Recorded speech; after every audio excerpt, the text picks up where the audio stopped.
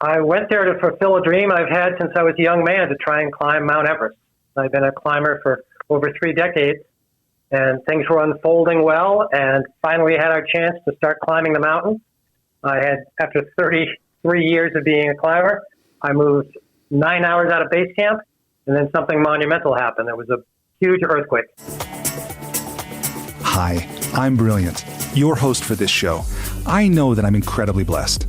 As the son of self-made billionaires, I've seen the high price some people pay for success, and I've learned that money really can't buy happiness. But I've also had the good fortune to learn directly from many of the world's leading teachers. If you're ready to be, do, have, and give more, this podcast is for you. Hello, my friends. Brilliant here. Today, my guest is Jim Davidson. Jim is living proof that even more important than the goals you set for yourself, even when you achieve them, is what you become in the process. Jim summited Mount Everest, where he survived earthquakes, avalanches, and he's even escaped alone from an 80-foot deep glacial crevasse.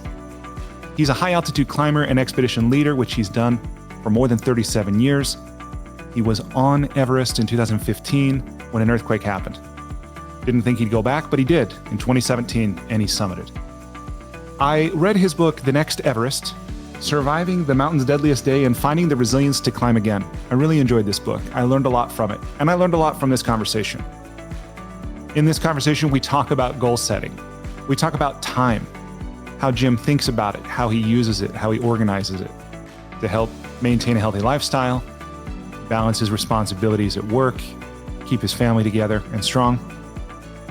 We talk about facing and overcoming adversity, the idea that fear is contagious, but so is confidence. Please enjoy this conversation with my new friend, Jim Davidson. Jim, welcome to the School for Good Living. Thank you. It's great to be with you, Brilliant. Jim, will you tell me, please, what is life about? I think life is about trying to do the best with what you're handed at the time and trying to help other people rise up as well. And I think we take turns lifting each other up. Jim, you have been places and returned that many people only dream of. Places people fear, places people die. April 25th, 2015, you were in Mount Everest. You were in Nepal. Correct. What happened? I went there to fulfill a dream I've had since I was a young man to try and climb Mount Everest. I've been a climber for over 3 decades, and things were unfolding well, and finally had our chance to start climbing the mountain. After 33 years of being a climber, I moved 9 hours out of base camp, and then something monumental happened. There was a huge earthquake, biggest earthquake to hit Nepal in 81 years, and that earthquake was 7.8 magnitude, and it slammed into Mount Everest and the entire Himalayan region. Amazing. That day, I understand 19 people on the mountain died, about 8 or 9,000 in Nepal. The devastation was massive. You describe this in your book, The Next Everest. Will you tell me, what was it like to be there? And in particular, I'm curious about something you mentioned a couple times. You mentioned the role of luck, something that you reflected on as you were one of the lucky people who didn't die. Right. Tell me, what was that like for you to be on the mountain, and how have you understood the events since? Well, we were at Camp 1, which is at about 19,700 feet, the first of 4 camps going up the mountain. The expedition had just gotten into the early phases. And when the earthquake hit, what happened was the 2 mountains next to us started shaking, and they let loose giant avalanches. One came down 4,000 vertical feet and washed towards us. On the other side, one came down 6,000 vertical feet and washed towards us, but those avalanches didn't quite reach us at Camp 1. And we were safe at Camp 1, no one killed, no one injured. Same thing happened up at Camp 2. They got shook up, but didn't get impacted. But sadly, down at base camp, it was a different story with their avalanche. Their avalanche that hit base camp had lots of rocks in it, lots of ice, and it just bulldozed right through the middle section of base camp. And it took out about 100 tents, sadly killed 70 people injured 70 people or so, and killed 18 that first day and 19 later, like you said. So luck did play a role in all that. Some people were camped in a spot where they just got missed, and others were in a spot where they got impacted. And it was very unsettling to realize how some luck and randomness did have an impact there. But even in a tough situation, we humans can start to take action. And that's what I saw, kind of a small expanding in those first moments of avalanche at Camp 1. I was scared for myself, didn't worry about my tent mates. Then when we realized we were okay, we checked with our neighbors. And as the disaster unfolded over hours and days, kind of our circle of awareness expanded out to where we were worried about people that were far away from us. So you kind of have to endure what's happening and then slowly lift your head and ask yourself, how can I help somebody else who's in a worse situation? Yeah. You write in the book that you were journaling immediately after the events, and you had the presence of mind even to grab your GoPro while the avalanches were happening, which I find remarkable. But in your journal, you say you wouldn't go back. You were already processing. You weren't planning to go back. You were listing the reasons. But you did go back 2 years later, and you did summit. Why did you go back? Yeah, there were a couple of reasons to that. And when I left base camp, I said to my climbing partner, I said, I'll probably never come back here because it was traumatic and it was terrifying. And what happened was when we were in Nepal, nobody on my team was injured or killed. So we were trying to help out the Nepali people by disassembling houses. We dug through avalanche debris with our hands, literally, and a shovel to try and recover some medical supplies at a base camp field hospital that was overrun.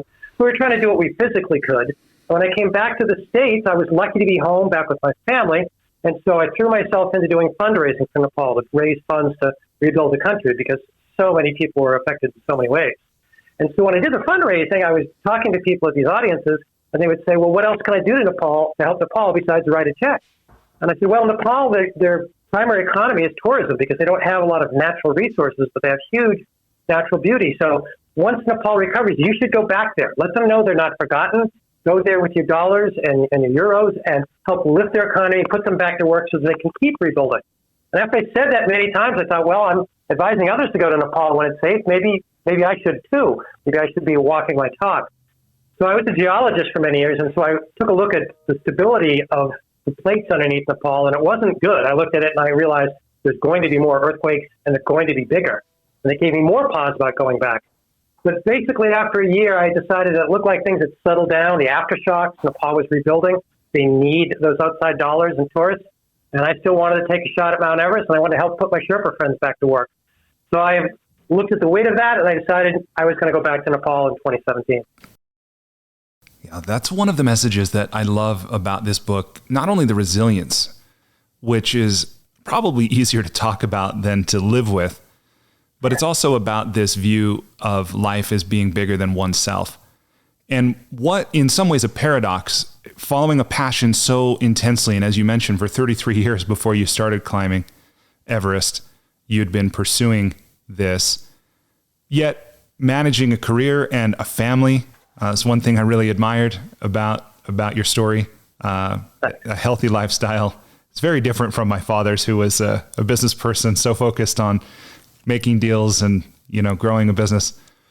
But what I wonder is, how did you manage the time, right? And in particular, maybe there's this one idea that you present in the book. I love how succinctly you talk about this, about almost the trade-offs or the paradoxes of youth, middle age, and old age when it comes to time. And even as a frame to that, perhaps, the last words your father said to you, because I understand that he passed while you were climbing Denali, if I'm right? Correct, yeah. And so you had reflected, you learned that he had died after you came down, and you were reflecting on your final conversation with your dad. What did he tell you? What did he say in that conversation? Well, it was just before I left for Denali back in 2002, like you said. And he was my dad was a construction worker and, kind of a tough guy from generations past, but he had a good heart. And he kind of said, I didn't know regular guys like us could go off and chase adventure around the world. And he said a little bit wistfully, like he wished he had. And I said to him that I could do those things because of the important things he taught me working by his side as a young man when I learned how to work on dangerous construction jobs with my dad and to be safe and to watch out for the rest of the team. And so it was kind of like a little bit of a regret on his side that he didn't do it, but also a slight compliment to me, I think, that I was out there doing it. And so when my dad passed away, I realized that I was fortunate that I got that upbringing and I was able to go to these places. And so that's been somewhat fuel for me through the years, is to to honor the things he taught me and things that other people have done to teach me and help me, that if I can do something big to try and lift myself up and help others along the way, that's playing at my highest level, being the best version of me that I can be. So I've kept pursuing the adventuring while still trying to do, like you said, to balance it with a career and family. Your father sounds like he was a really amazing man. Thank you. And I love the way that you interpret that, right? Because just reading it on a page, it's easy for me to think someone could interpret that as a criticism, right? Like, I didn't know regular people like us could go chase adventure, but that's part of what I love, is that regular people like us can. And to hear you interpret the way your dad was saying that to you was in a sense of encouragement, right? Or something like that. And then as you reflect on, the decision to climb Everest, and we know it's not just the time away, but it's the training and the preparation, right? A lot of people who want to undertake an Ironman, their partner or family feels this kind of similar effects perhaps. But this is where I now want to ask you about these kind of three stations in life in which we find ourselves, and the costs and benefits of each, and how you use that to understand and make the decision to go. Yeah, thanks. What we're talking about here is when you're young, say your 20s maybe, in your 30s, you have time and you have energy, but you don't have the extra money to go out and do what you want to do. And then you get into middle age, and now you've got some money, and you still got the energy because you're still pretty fit at 40, 45, but you don't have the time because you're in mid-career and busy with a family for a lot of us. Then you get to be older in your retirement years. You've got the time now, you've got the money, but you don't have the energy anymore.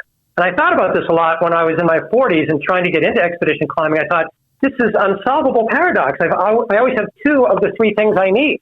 And then I realized, well, what that means is you're going to have to push a little bit harder and organize your life to see if you can get it from 2 out of 3 to maybe 2.5 out of 3. And if I can get it to 2.5 out of 3, that's got to be the green light. That's the most it's ever going to be, because I'm never going to get all 3 out of 3, and I don't want to get to be 90 years old and look back.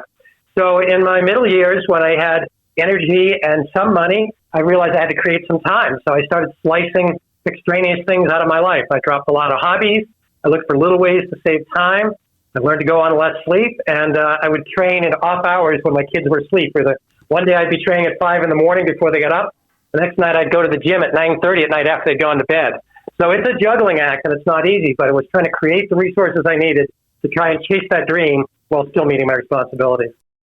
Yeah, I love that view, and that balance of the logic, but also what must have been the emotion underneath it, the passion, the desire, that kind of thing. But really looking at life in a way that gives you an empowering meaning to this, and not just living for someday as so many people do. Like I said at the very beginning, that many people dream of what you're doing, but very, very few people ever do it. And what an inspiration. I want to ask... go ahead. Go ahead. I was inspired in part by... My dad lived to be 69 years old, which is a reasonable old age, but one of my uncles passed away early. One of my foremen did. One of my good climbing friends. And they had worked real hard and didn't get a chance to live to be old enough to try and seize that retirement dream. And that was kind of fuel for me the whole way, you've got to grab some of those things you want in life as you go, because I don't know, I maybe get hit by a bus when I'm 50, or something bad will befall me when I'm 60.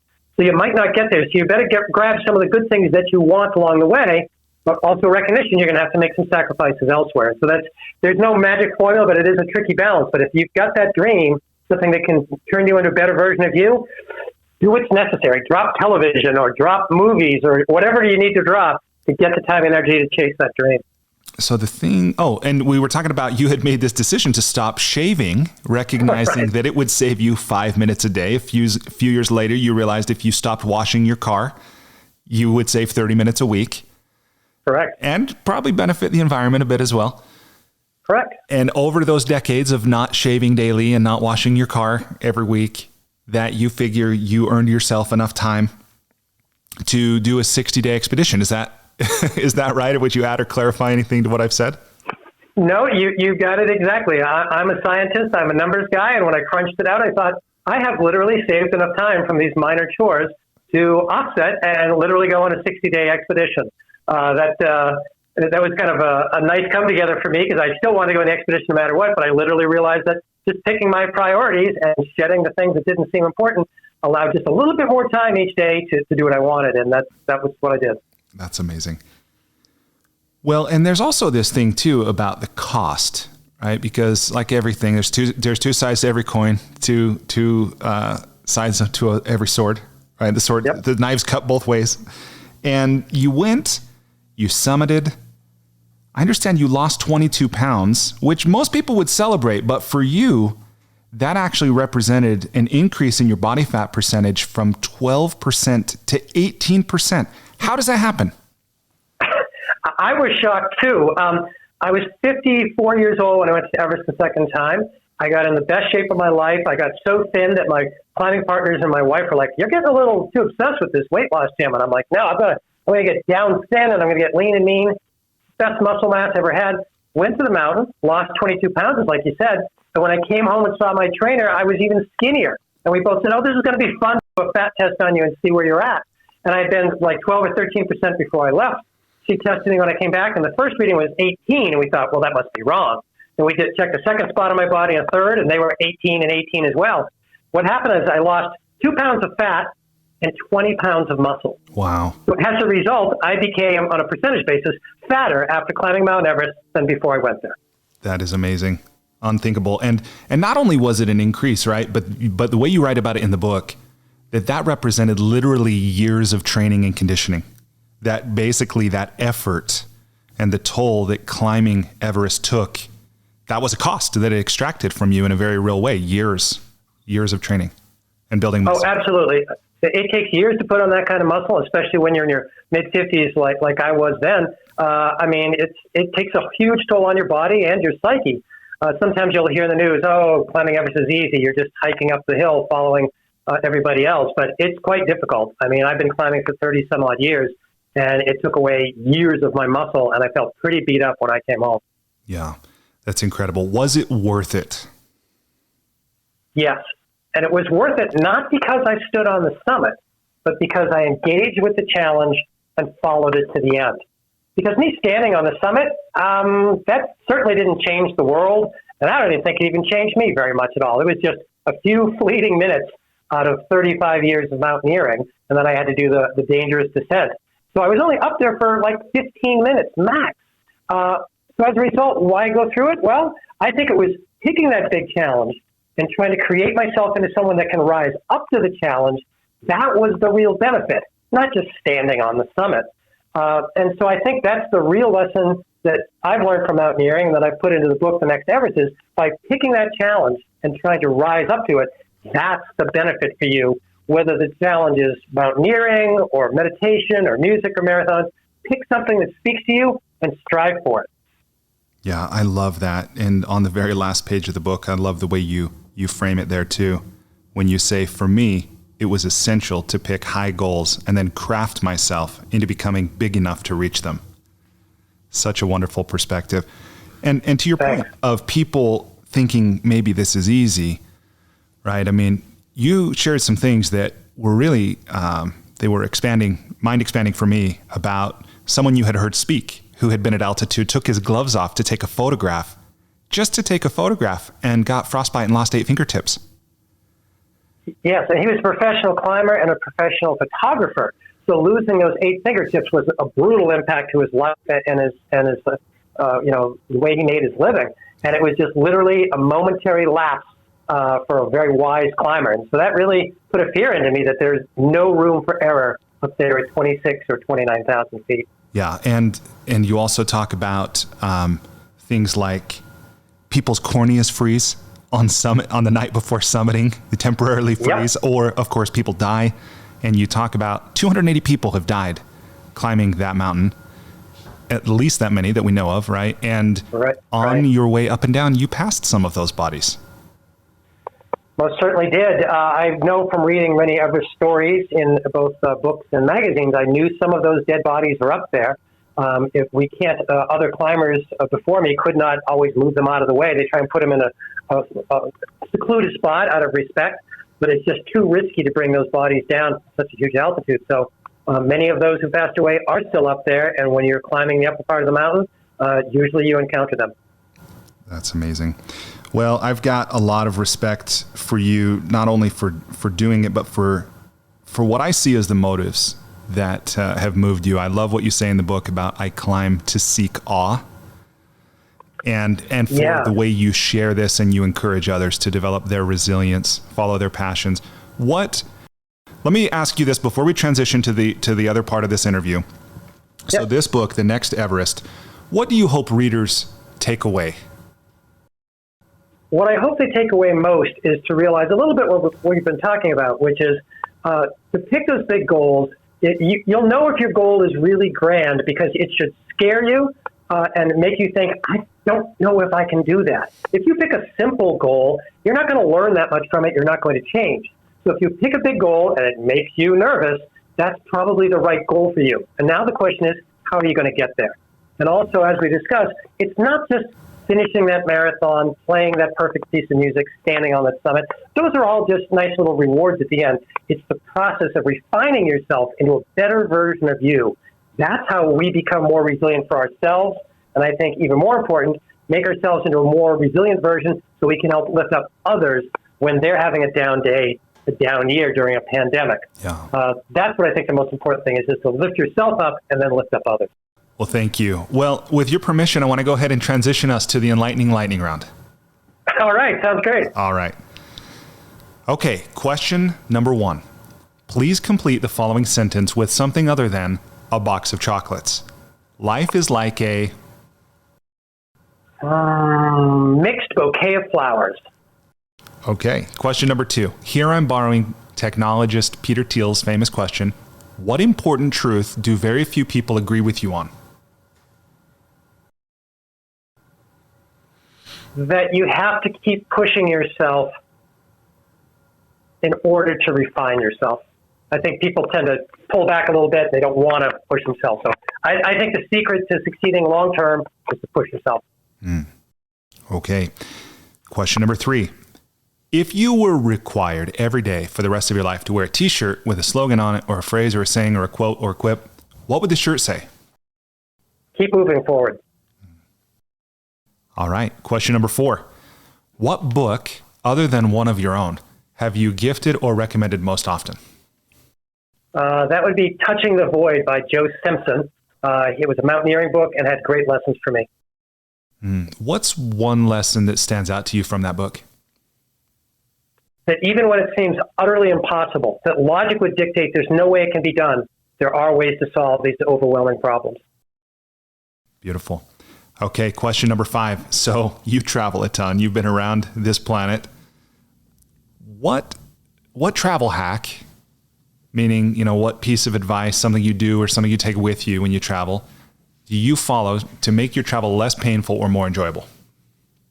Bring a toothbrush and a change of socks and shirt. So no matter what happens in the travel mishap, you can have a little pause and refresh moment, and that lifts you up ready for the next set of challenges, whether you're stuck at an airport or stuck without your bag somewhere in the Himalayas. Yeah. I'll bet your traveling companions appreciate that too. I bet you're right. Yeah. Okay. Question number 6. What's one thing you've started or stopped doing? Stop getting mad at the news on TV.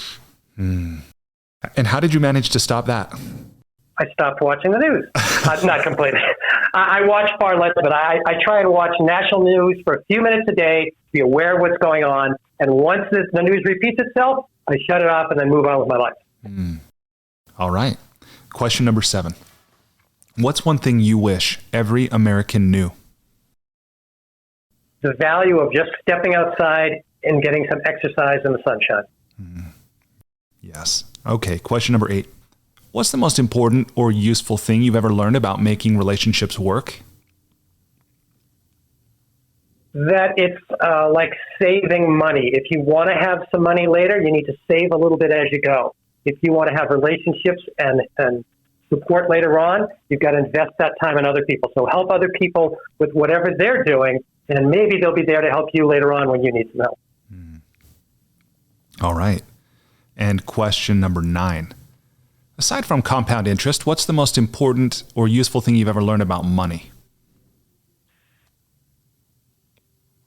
Money comes and goes. You have to meet your bills. But even when something unexpected happens and you have to put out some money to solve a problem, you won't remember that amount of money even in a few years from now. So use your money to solve problems, make your life and the lives around you better, and the money will just be gone and life will be a little bit better. Yeah, thank you for that. And I just want to go a little deeper on this one because, as you mentioned in this interview, when you returned, you spent quite a long time doing fundraising for Nepal. Right. So specifically related to money, what have you learned when it comes to fundraising? That if you start to put in effort, other people will join in. One person has an idea, somebody joins in, and now we're starting to build momentum. And so that's what you need to do, just be a little enthusiastic. And sometimes you have to take the first step, and other times if you see someone else taking the first step, put your shoulder to the wheel behind them. And that's how we can get a big buildup of energy and a bigger buildup of money for good purposes. I love that. Reminds me of another line in the book where you talk about fear is contagious, but so is confidence. It's kind of that idea. Yeah, absolutely. That's beautiful. Okay. So I do have a few more questions about writing and the creative process before we sign off. But before we get there, if people want to learn more from you, or they want to connect with you, what would you have them do? They can find me online. My website is speakingofadventure.com. I'm on all the social medias and whatnot. And just put the book out. It's coming out April 20th, and people can read that and learn some of the lessons that I've learned through all these years of adventuring. Awesome. And because this video will probably outlive all of us, we're talking about 2021. So almost certainly by the time you've seen this video, the book will be out and available. And I highly recommend you pick it up, learn a lot about yourself and learn a lot about the world. And especially if you have a passion for climbing or adventure or just expanding your sense of possibility. I think you really love this book. Also, I want to be sure, Jim, to let you know that as a way of expressing gratitude to you, I've done two things. One is I have gone online and I've made a microloan to an entrepreneur in Cambodia. So there's a lady named Lev. She's 37 years old. She's a rice farmer. She earns about $2 a day. So this loan, for which I won't earn any interest, it'll go to fund the operations in her country of these loan makers. But she'll use this money to purchase a tractor.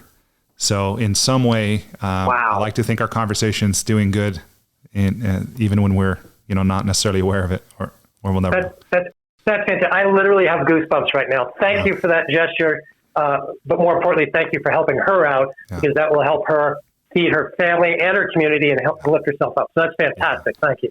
Yeah, thank you. And I was inspired by your fundraising and your connection to Nepal. I've actually had the chance to visit Nepal myself a year and a half ago, and I love the country. Definitely will go back. Excellent. So I went to an organization called HimalayanLife.com. I didn't know them before, but I checked out their site. They look pretty legit and like they're doing some good work in the country. They say they're providing comprehensive care to street children and abandoned children, and they're also touching a range of lives through school and community-based programs. So I made a $100 donation to them on your behalf as well. Thank you very much. That is a huge help. That goes a long ways in Nepal. And the young children who don't have somebody to care for them is a big problem there. So thank you for helping with that. Yeah. You've inspired me. Okay. Last part of the interview then is about, as I said, writing and creativity. So where do we start? How about this? What did you learn about yourself? What did you learn about writing in the course of writing this book? 400 pages. I had done a lot of writing before as a scientist. And so when I first started writing in a creative nonfiction way, sharing my adventure stories, I first started writing, sharing scientific facts. I would talk about how many meters to the next ledge and how many pounds of equipment and how many feet of rope. And it was probably quite boring, actually. It was a bunch of numbers because I came from a science background. And then I realized it's not about those facts. It's about the human experience. Take people on a trip, show them what it's like to be in a place like Nepal or Mount Everest. So I tried to start sharing that human experience. And I realized that's where the power of the storytelling is. And that's really what people want to connect with. Exactly how high the mountain is and how many miles, they'll forget that pretty quickly. So that's what writing taught me was you've got to share that human experience that will pull people in and they'll go with you on the journey. What was the moment you knew you were going to write this book? I think it's when I came back from Nepal the second time. The first time I was there in the quake, I felt as a geologist I should share the experience of what happened on the ground with the earthquake. And then when I went back to Nepal and managed to see how the country had picked itself up some and how things I had learned through my decades of climbing and through the earthquake had reinforced and allowed me to do a better job at going back to Everest the second time, I realized that's the real story. The quake is amazing. The climbing is kind of fun to read about. But it's really that story about picking yourself up, picking others up, and trying to move forward despite the difficulties like earthquakes and pandemics. I realized that was the real power of the story. And it took me about a few months till after I came back from Everest in 2017 that I realized that was the story I needed to share. Wow. As a practical matter, how did you get the book written? Like, how did you organize your life? How did you manage your time? What technology did you use? What was your process, your structure, like this kind of thing? Because this is not easy, right? I mean, clearly you've made a life of doing things that aren't easy, but how did you do this? Yeah, everybody finds their own way, but you're hinting at the big factors, which is you have to structure your life to put aside that time. I occasionally see these things online, write your book in a weekend, write your book in a week. And I'm like, I wish that would work for me, but I don't think it does. So I had to restructure my life to basically move writing from, let's say, priority number 10 up to priority number 2, and sometimes even priority number 1. So I had to restructure my life a little bit. I climbed a little less. I certainly did far less television and movies and things like that. So that's how I carved out the time. The process, again, is different for everyone, but I try to write first from my memory and from my heart. So I just shared what the story, as I carry it inside myself, as I remember it and as I felt it. And then I went back, and I'm still a scientist. I sometimes say that I learned how to write as a scientist, and so I'm a recovering scientist when it comes to my storytelling and my writing. I still tend to drift towards that. But I wanted to get it right, so I went back and did a little fact-checking on myself. I looked at my journals, my emails, my GPS tracking, all that kind of stuff to get my facts and dates and figures right. And that's how I get the first draft down, and then it's an endless process of revising for month after month, draft after draft. Yeah, that can be very discouraging, and I think where a lot of people kind of give up. But what for you was the most challenging part of getting the book written and published, and how did you overcome it? Getting the book written was just a matter, the hard part was probably not giving up in the middle, kind of like you hinted at there. I was 2/3 of the way through, and I was tired. I'd been writing the book for a year and a half, and the end still was in sight. So not giving up in the middle, kind of like climbing Everest or running a marathon or playing difficult music. If you give up 2/3 of the way through, you've locked in that give up. If you push forward, even if it's slow, you still keep pushing forward, you can still make the finish line. So that was probably the hardest part about writing. The hardest part about getting it out there was keeping there's some logistics in trying to decide if you want an agent to help you or not. Do you want a traditional publisher to help you or not? There's some tough decisions to be made there with your time and your skills and money as well. So, and it's different calculation for everyone, but you just have to trust that you're going to wade through these decisions one at a time. And there are literally probably scores and scores, maybe hundreds and hundreds of small decisions to make. But if you just don't give up in the middle, you will wind up with a product that other people want to read and that you'll be proud of. Yeah, that's great. What do you think is the best investment you ever made as a writer, or in anything that's helped you to be more effective as a writer? Yeah, I think it's taking a variety of classes from other more experienced people. I took classes and still taking classes now for literally 15 years or more to work on my writing skills. I go to conferences. I will take classes certainly within my area. I've taken a lot of memoir classes and about place and setting, but also taking classes that seemed way off track for me. How to do interviews, how to write poetry. I'm a terrible poet. But by taking those classes, I picked up little tidbits that they use, and I pulled them back into my writing. So learning a variety of skills from other people far outside your norm, and then bringing them back to your space where you work, where you write. I think that's how you lift yourself up and add a little spice and interest to your writing as well. Yeah, absolutely. You even include a bit of poetry in this one, a few lines. Yes. Like I say, I'm a terrible poet, but poetry did pop up when we were on Denali. A friend of mine was reading some poems to us about the wilderness, and they not only resonated with me then on the mountain. Later on, when I had difficulties in my life, my dad had passed away. those lines really spoke to me, so they made it into the book, I guess, proving what we're talking about. A little bit of spice from somewhere else can raise the quality of your writing. Yeah, absolutely. Who, as a teacher from any period in your life, has been influential for you as a writer, and what have you learned from them? Probably the most important one of this book is my recent writing teacher, B.K. Lauren. She taught me how to look at the structure of a book and the structure of life a little bit differently. As a scientist, I tend to think logically and linearly and everything. And she said that time is, it's a sort of an organizing principle, but it doesn't have to be the driving force. That things are driven by emotion.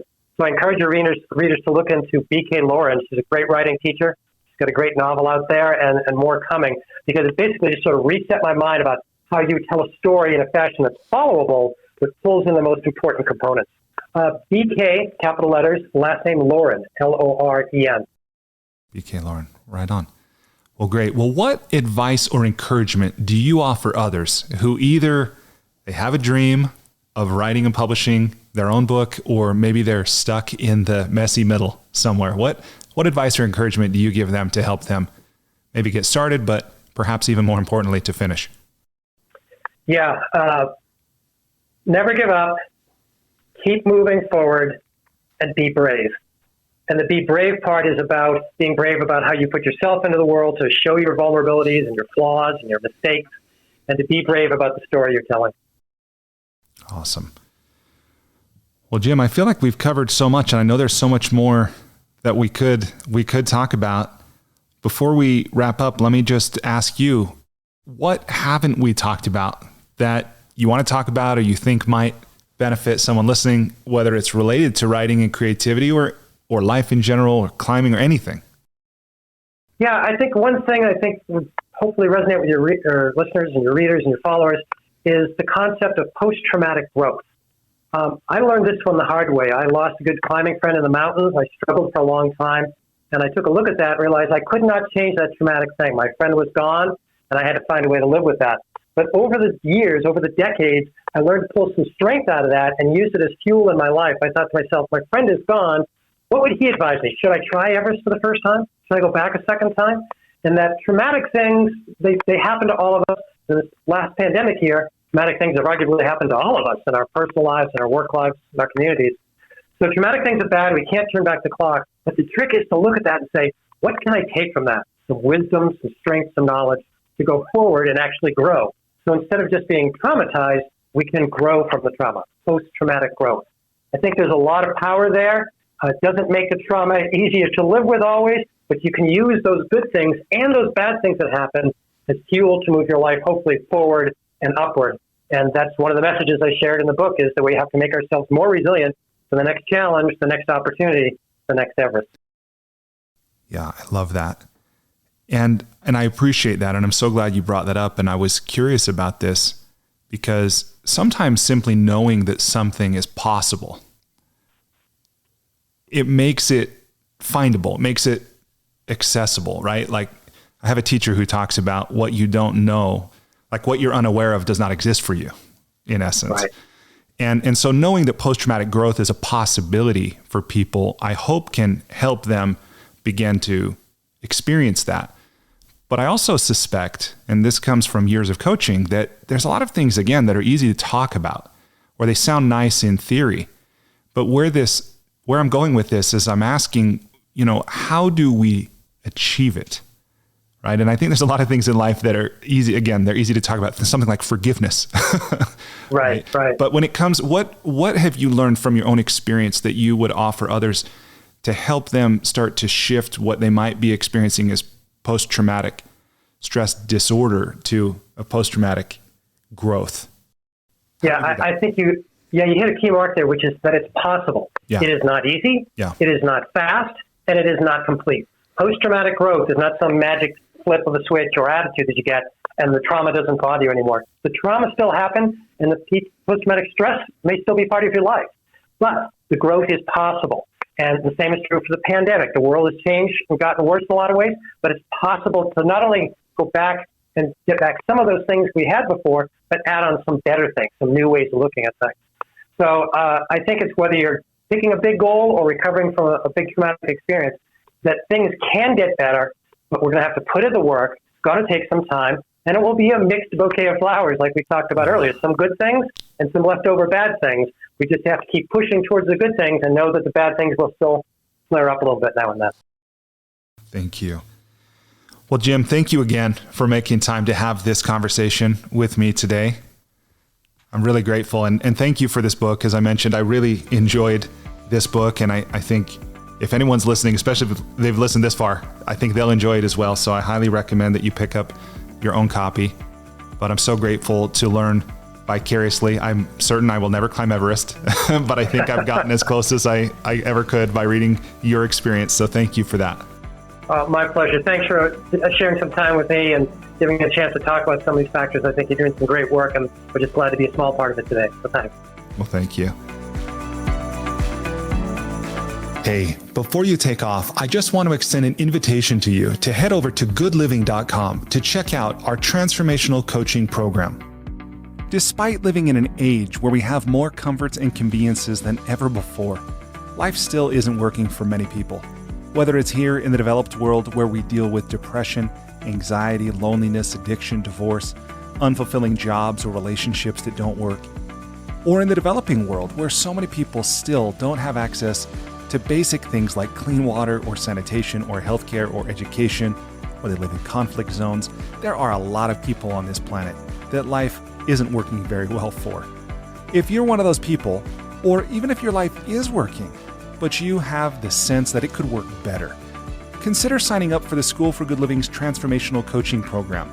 It's something I've designed to help you navigate the transitions that we all go through. Whether you've just graduated, or you've gone through a divorce, or you've gotten married, headed into retirement, starting a business, been married for a long time, whatever. No matter where you are in life, this 9-month program will give you the opportunity to go deep in every area of your life, to explore life's big questions, to create answers for yourself in a community of other growth-minded individuals. And it can help you get clarity and be accountable to realize more of your unrealized potential. It can also help you find and maintain motivation. In short, it's designed to help you live with greater health, happiness, and meaning so that you can be, do, have, and give more. Visit goodliving.com to learn more or to sign up today.